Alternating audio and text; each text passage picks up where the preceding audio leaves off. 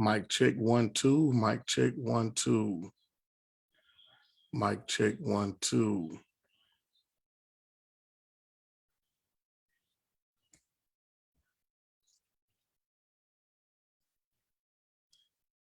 Mic check 1 2. Mic check 1 2. What it do? What it do? What it be? What's going on, family? What's going on?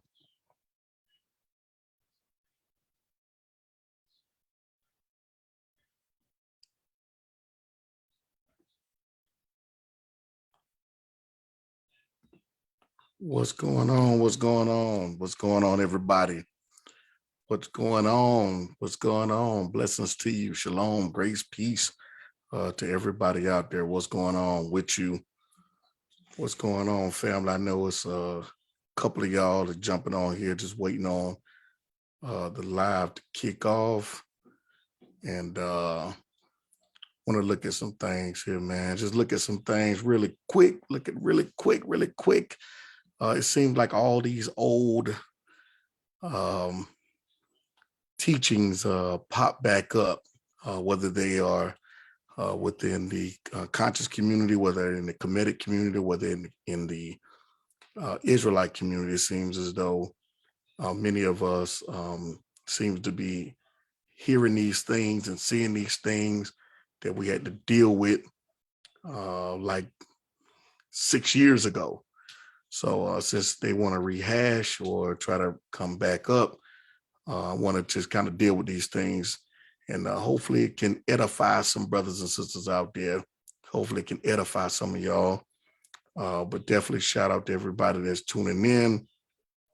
I know that Facebook try to give y'all a couple of minutes here to get some notifications, but that's how we're gonna do it. That's how we're gonna do it. So we'll get started here in just a minute, right here on the book. So I'm just waiting on everybody to jump in here, man. Shout out to everybody who are on their way to Atlanta for the B.O.O.M Passover memorial commemoration. Also, shout out to everybody that has already made it to Atlanta. We are going to be deep this weekend in Atlanta. The believers of one Messiah is going to be deep. Shalom, shalom, shalom. Grace to everybody that is tuning in. Grace to everybody that's tuning in. So I'm going to give a couple more minutes. And then we're going to jump on this thing, man. We're going to jump on it feet first.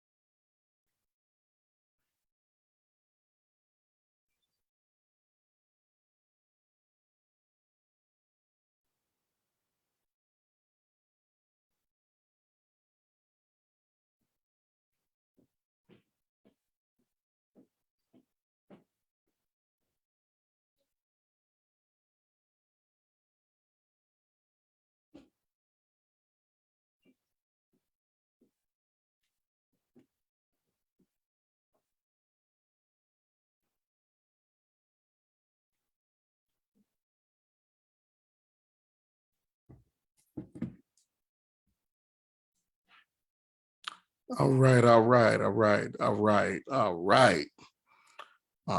Definitely. So we're going to get into this real quick, y'all. We're going to get into this real quick. So let me share my screen, and then we're going to go from there.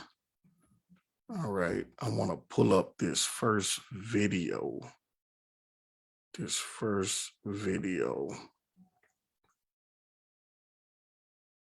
Pull up this first video by someone who is known in the community. So we're going to pull up this video here by none other than the one and only Ray Hagan.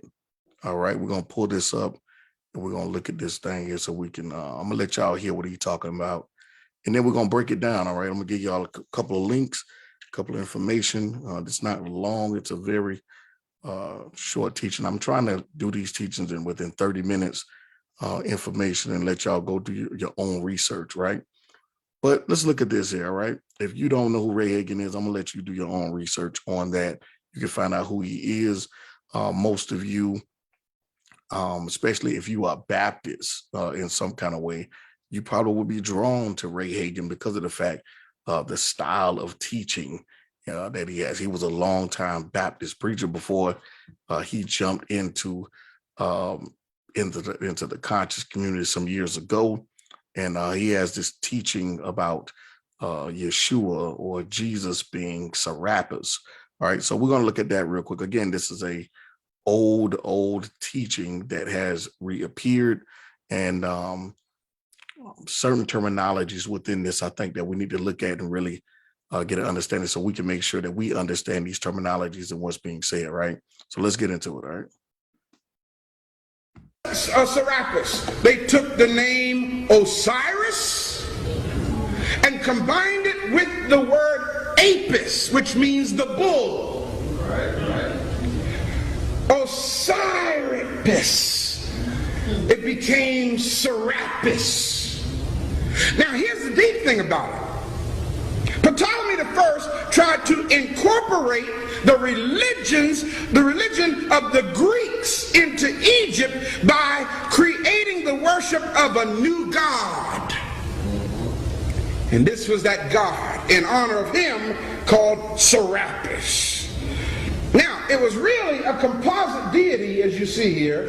Again, as I said, made up. It looked kind of dumb, don't it? But hey, you know, the Egyptians had to give him something to appease him. You know, what's very interesting about this thing here is that it's awfully funny how he says that the Egyptians had to give him something to please him, right? This is very interesting that the question is that I would ask is, why would the Egyptians give something that doesn't look like them when many know that the Egyptians, most of their deities, of course, they had deities that looked like them, more so in the aspect of in those human deities, but also many of the deities that they did make and invent were, or that they worshiped were deities that had animal type figures. So that's one of the things that we should all look at, and it's very important to listen to some of the things that's being said. It sounds good, but my question is, why would the deities give them something? And then later on, Ray comes back and also says things like, well, this was what the Europeans gave us to worship. That's great. All right, so let's keep moving here. Let's look at this. Okay, and as you see here, over here is the Greco-Roman version of Serapis, the painting. How do you know that's Serapis?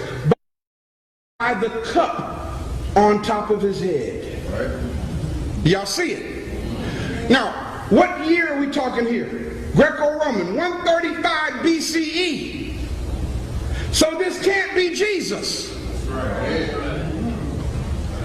If he had existed, it can't be Jesus. Right. You follow what I'm saying? This is the image that the Greeks made the Africans worship. So he said, "This is the this is funny, right?" So we're talking about years later. If many would agree that the European image or the light-skinned version of Jesus is a new image, and as far as the painting of it, this is the thing. The thing that's very funny about it is that most Christians, now not all, but most Christians, especially within the Black church, there's a lot of Christians that did have a white image within their church, but also you will find that there were many Christians, like my grandparents and others in my family, that had a black Jesus. In fact, I mean, it's funny because every black person didn't have a black image of Jesus. I mean, in fact, when you start talking about even dealing with the councils themselves, there were many black bishops at those councils, or many who were black leaders at those councils when we start getting into Nicaea and different conversations like that. But I want y'all to really understand, man, that it's a play on words, and also people who really don't study and people who don't know really what's going on historically oftentimes get caught up in this, because he's trying to use something from a antiquity understanding and bring it forward to a modern perspective and say, well, okay, the Egyptians created this, but the white man made us worship this. Think about that. That's funny. Think about it. The Egyptians created this, but the white man made us worship this. Now, this is crazy, because if the Egyptians were the ones in control during this time, then why would they create something that don't look like them? And then later on, the white man would use it to force it on others, especially if, since many of us were taught we were Gentiles, many of us taught we was Canaanites and things like that, and Hamites and things like that.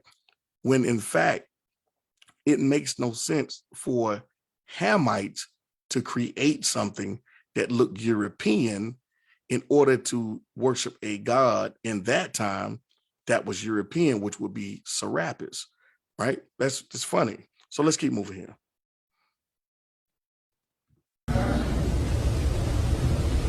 Yeah, buddy.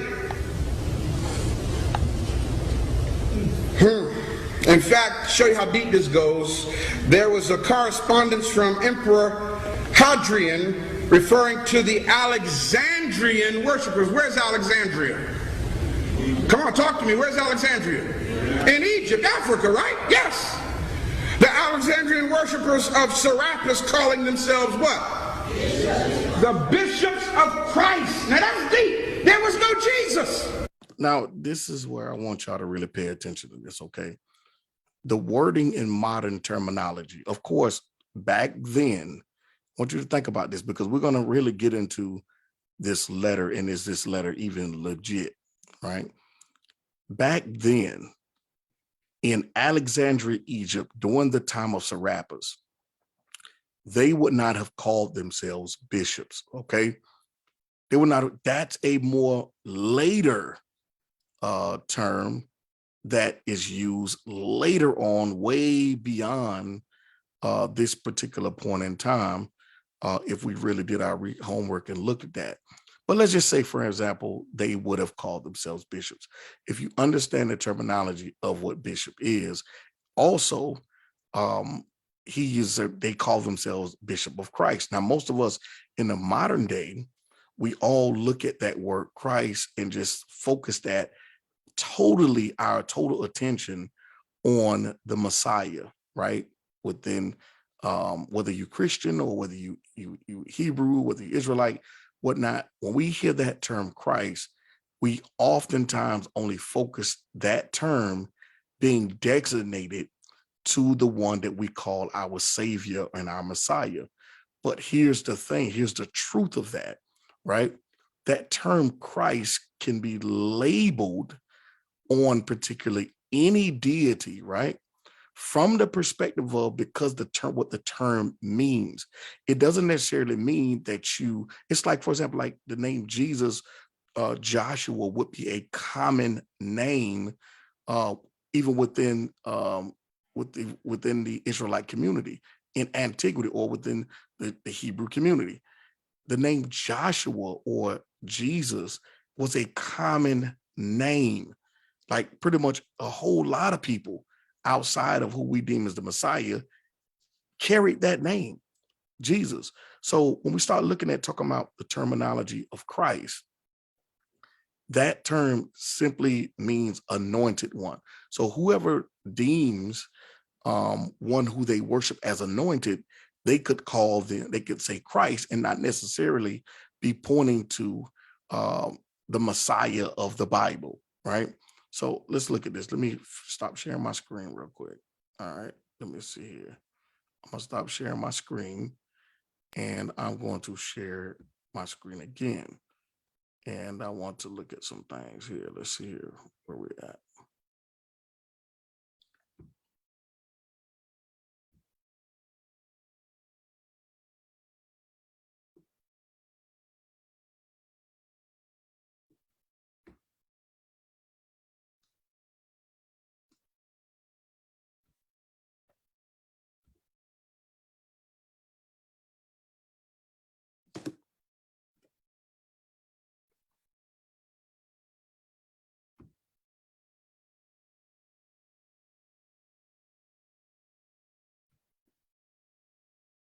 Okay, so what I have on my screen right here is I want to show you something. Okay, look at this. All right, most of us who to use the term Christ and who we focus, of course, on the Messiah of the Bible. But I want you to pay attention to this. Okay, this word Christ means anointed. All right, that's what it means. It means anointed. And so we label that because we believe that he is the Messiah, and we focus totally that on him. Well, in other cultures, in other communities, that term can also be labeled on someone, and it simply can mean that you're trying to designate them as being anointed. So say, for example, Haru, even though, I don't embrace Comedicism or any form of Comedic theology, well, you can use Haru, you can use Osiris, and anybody, a person who follows that understanding and who is, and that's a part of their worldview, they could call Haru anointed, or they could call him Christ, or they can call Osiris Christ, or they can call Osiris anointed, all right, because that's all it simply means. But he's trying to make it more than what that is, because he's trying to play on words, and he's also trying to play on people not having understanding of what's going on, as well as historical understanding. It's people who don't even do just simple word studies, right? So let me go back to, let's go back here, and we're gonna look at this PowerPoint. Serapis. They took the name. There was a correspondence from Emperor Hadrian referring to the Alexandrian worshipers. Where's Alexandria? Come on, talk to me. Where's Alexandria? In Egypt, Africa, right? Yes. The Alexandrian worshipers of Serapis, calling themselves what? The bishops of Christ. Now that's deep. So this is the funny thing about this, okay? He gives no reference point of where he's getting his information from. Second of all, he does not post or show the entire thing, the entire quote unquote so-called letter from Emperor Hadrian to Servanius. He doesn't show the fullness of that. So that's another thing. All right. He just gives who's involved in the conversation. He gives a date, 134 AD, but he does not give a source where you can go look at it for yourself, to look at the entire letter, which everybody know that has done this. You're not going to find really any scholar that's going to agree that this is an actual letter. In fact, most scholars would attest, when you're looking up and doing the research on it, that it's a forgery of some sort, right? It's not even a legit letter, but yet he only shows a portion of it. And I'm going to show you the fullness of it. I'm going to also give you the link where you can go look it up for yourself, right? So let's move. Let's keep moving. No Jesus. Right. There was no Jesus. But yet these people refer to themselves as the bishops of Christ. And here's what he says. Egypt, which you commended to me, my dearest Servanius, I have found to be wholly fickle and inconsistent. Putting down Egypt, okay, I can deal with that. And continually wafted about by every breath of fame, the worshipers of Serapis. I want to stop right here. Now I want y'all to look at this on the screen, okay? Look at what he posted on the screen. He deliberately deleted and took out words. Okay, when you're looking here on the screen and what you're looking at, you don't see any word that says rumor. Okay, you don't see any word that says rumor. Why? Because that was purposely taken out. All right, that was purposely taken out. So what he put on the screen was Egypt, which you commended to me, my dearest Servinius, I have found to be wholly fickle and inconsistent, and continually wafted about by every breath of fame.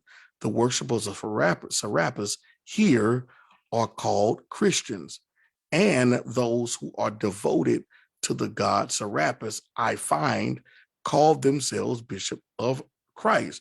Now notice you don't see any word that says rumor, right? Well, that word is there in the original letter. All right. If this letter, well, this letter is not a real letter, it's a forgery, right? So let's move in.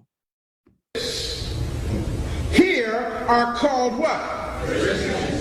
Wait a minute. The worshipers of Serapis are called Christians. And those who are devoted to the god Serapis, I find, call themselves the bishops of Christ. Don't take my word for it, family. Go verify it. Just type this in right here on the internet. This whole thing will come up. Now, what does that mean? So type what on the internet? And he said the whole thing will come up. So what? He doesn't give a source of what to type. He doesn't show it. He just says, type that up and it'll come up on the internet. He didn't give anyone in the audience a source. He didn't give anyone in this particular, that will be watching this video, he didn't give them a source at all. Why? Because if he gives that source and you read it, you're going to find out that he did not give the entire source of what he's quoting of the forged letter. But we're going to give you that. All right. So let's keep moving here. We're almost done with this video. Means, brothers and sisters, that in Africa, this image of Serapis that goes all the way back to 350 BCE had become the object of worship. Y'all following me? This was by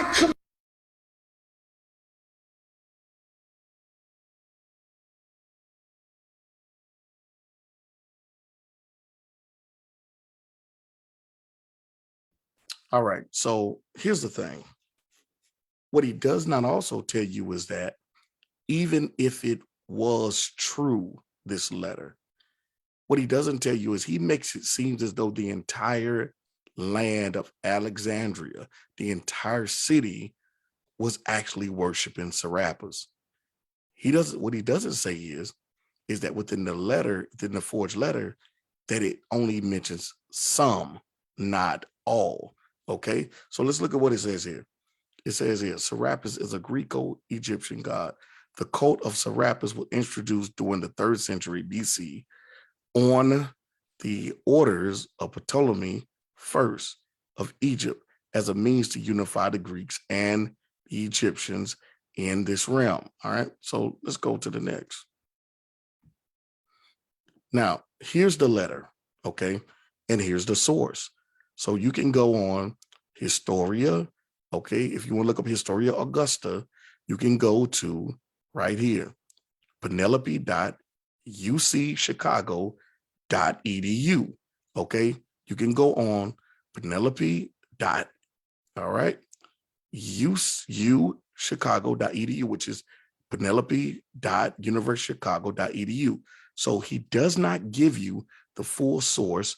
And what he does, he plays on the word Christian, he plays on the word Christ, he plays on the word bishop, and he knows that most people, especially those if they have some issue with maybe church hurt or some form of issue, or they mad at their pastor and they come into some form of Pan-Africanism or something like that, that what they're going to do is they're going to automatically gravitate to this. Why? Because one, Ray Hagen sounds totally like a Baptist preacher. In fact, if you caught some of his lives, and his main church is here in Atlanta in Stone Mountain. But if you caught some of his lives and you caught some of his sermons, you would swear he was a Christian, a Baptist preacher. Not only that, but you would also hear him playing gospel music. Why?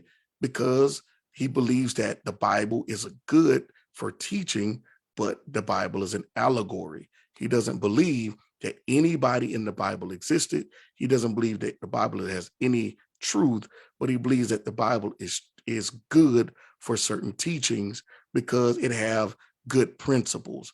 But he believes that it's allegory. So here's the official letter. He didn't show all of this letter. He showed portions of it, right? And sucked a whole lot of people in.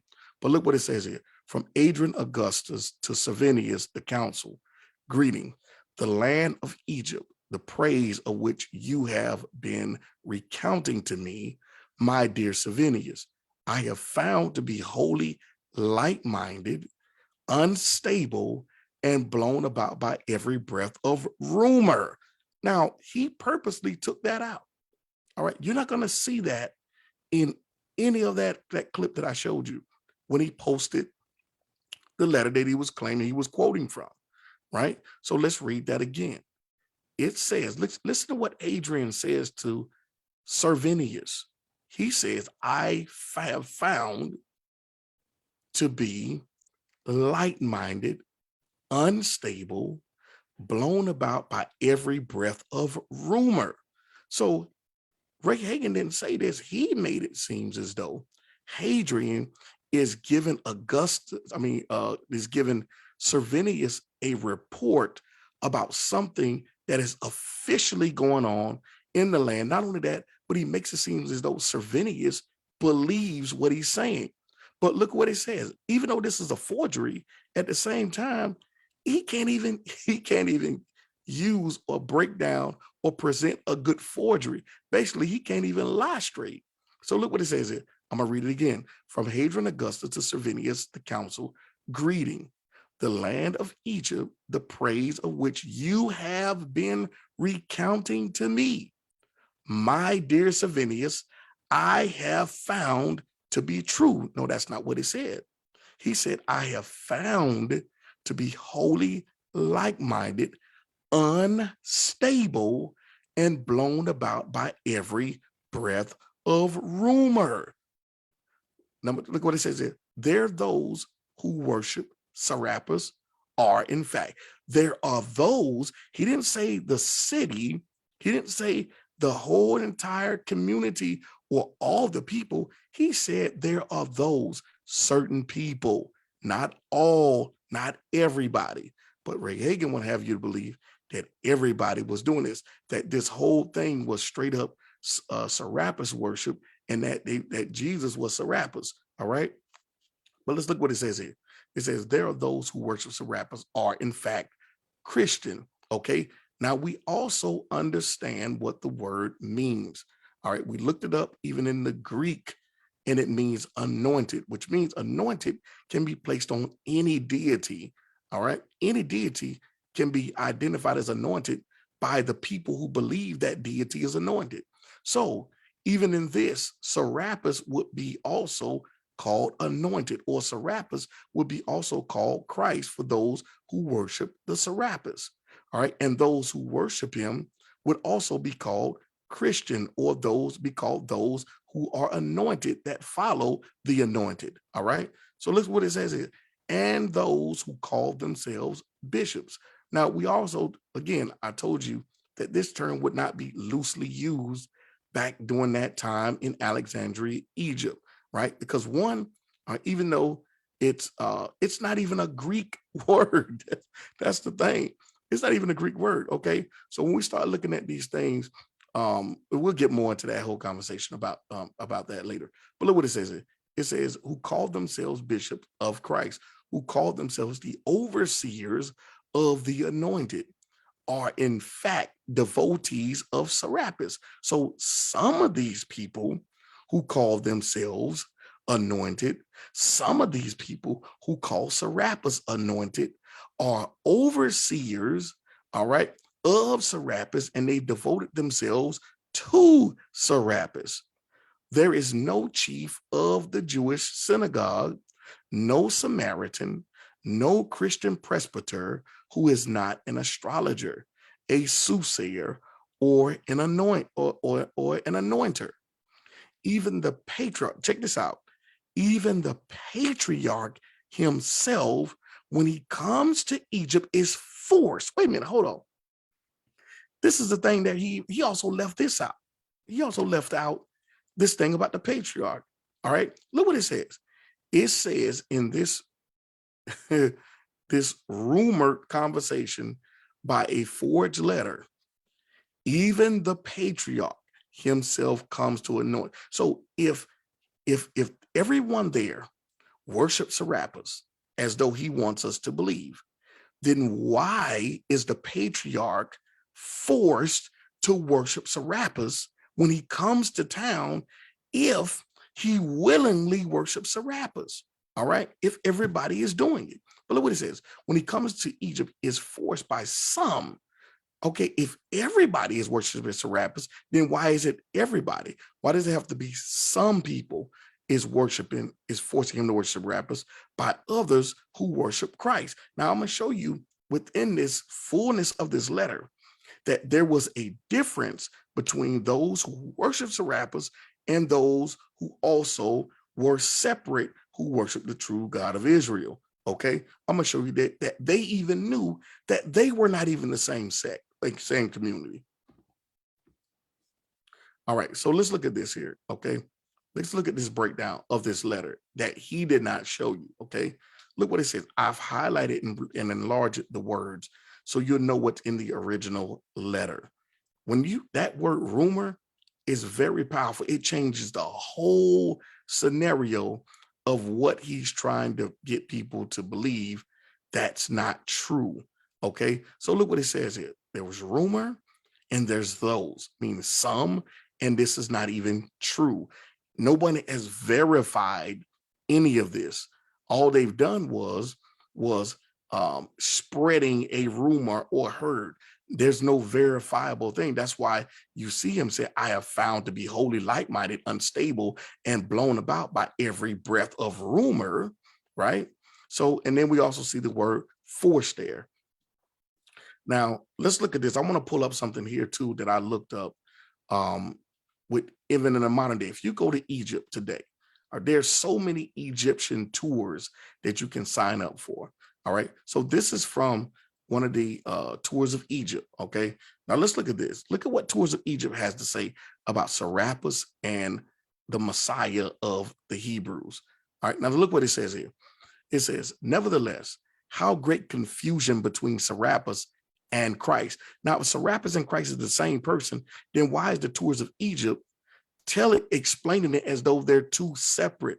How is it their confusion? Okay. Look what it says. How great confusion between Serapis and Christ could have existed is really somewhat questionable. Now, wait a minute. So you're telling me the people who are doing these tours in Egypt today is saying that even the comparison between the Christ of the Bible and the Christ of Serapis, or who they identify as anointed, it's questionable. But yet we have people who pushing this crazy, regurgitating this same foolishness that Ray Hagan is pushing and others within the community. They're pushing this whole thing that Christ is Serapis and that the Egyptians created Serapis to worship him, and the white man, who the Greeks and the Romans and the white man forced it on us black people to worship this man that the world called Jesus, but that the Hebrew community or the Jewish community called Yeshua, and yet want us to believe this craziness. But even the people who do the tours in Egypt even say that it's questionable. All right, so let's keep reading it. Look, in 68 AD, a mob of pagans is said to have formed at the Serapis temple in Alexandria, who then descended on the Christians who were celebrating Easter at Baccalaus. All right, now you already know. You already know that. Let's look at this. Let's look at in the modern day. Okay, now we know for a fact, all right, that we know what Passover is. and we know what Easter is. Two different things going on, right? But let's look at this, okay? This is even clear where it says that these pagans, okay, descended upon Christians who were celebrating Easter, okay? There they see St. Mark dragged him through the streets. Wait a minute, if they're the same people, if the Christians are the Serapians, then why are they fighting and feuding? Why are the Serapians and why are the pagans coming after those who identify as Christians? Okay, if they're the same group of people. But let's look what it says here. It says, dragged him through the streets before throwing him in prison. Clearly, those worshipers of Serapis and Christ were aware of each other and the differences within their religions. Oh, come on, hold on now. Come on now. Come on now. This don't make no sense right here. This is what it says here. Let's keep reading. Though perhaps at a later date, some amongst the worshipers of either may have chosen to cover all of their options. So it says some. Again, it's not all people. But when we start looking at this also too, we have to understand that even in this, all right, yeah, there were some people that, may have been worshipers of the Messiah or followers of the Messiah and decided to, hey, man, I like what they got going on over there. Even in today's time, it's the same thing going on in today's time. All right. You have people mixing and jumbling and creating gumbo pots of all kind of belief systems. All right. You see this all the time, even in our modern day. But look what it says. Let's finish up here. On the other hand, some have pointed out that Christus or Christus was another name for the Egyptian god Serapis. Christus may be translated as Messiah.